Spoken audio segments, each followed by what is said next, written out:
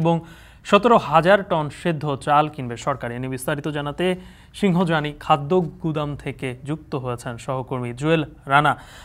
জুয়েল, জানাবেন যে এই ধান চাল সংগ্রহ অভিযানে প্রান্তিক কৃষকের আগ্রহ কেমন দেখছেন, আর স্থানীয় বাজারে ধানের মন এখন কত টাকা যাচ্ছে?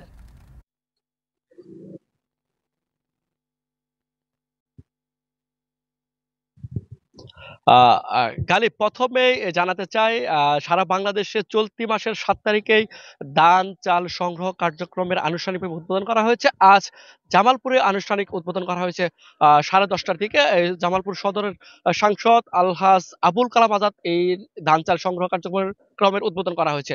তবে আমরা এখানকার যে খাদ্য কর্মকর্তা ইসরাত আহমেদ রয়েছে তার সাথে কথা বলেছি। তারা জানিয়েছে এবছর জামালপুর থেকে 17,112 মেট্রিক টন চাল সংগ্রহ করবে। তার দাম নির্ধারণ করা হচ্ছে ৳৪৫, আর ধান সংগ্রহ করা হবে ৳৩২ কেজি। তবে আমরা কৃষকদের সাথে কথা বলেছি, তারা জানিয়েছে এখানে ৳১,২৮০ করে ধান সংগ্রহ করতে তাদের কিছুটা অনীহা রয়েছে।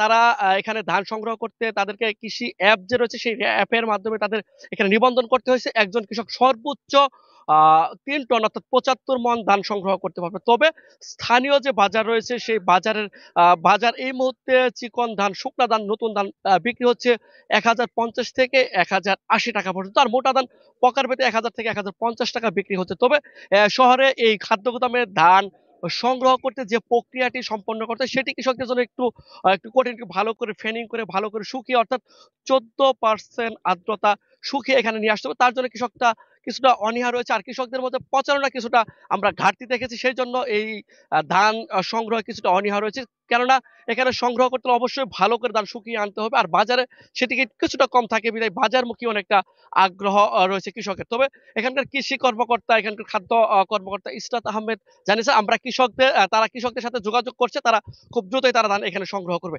এই ছিল জামালপুর থেকে আমার কাছে ধান চাল সংগ্রহ অভিযানের কার্যক্রমের সর্বশেষ তথ্য। গালিব। যুক্ত ছিলেন সহকর্মী জুয়েল রানা।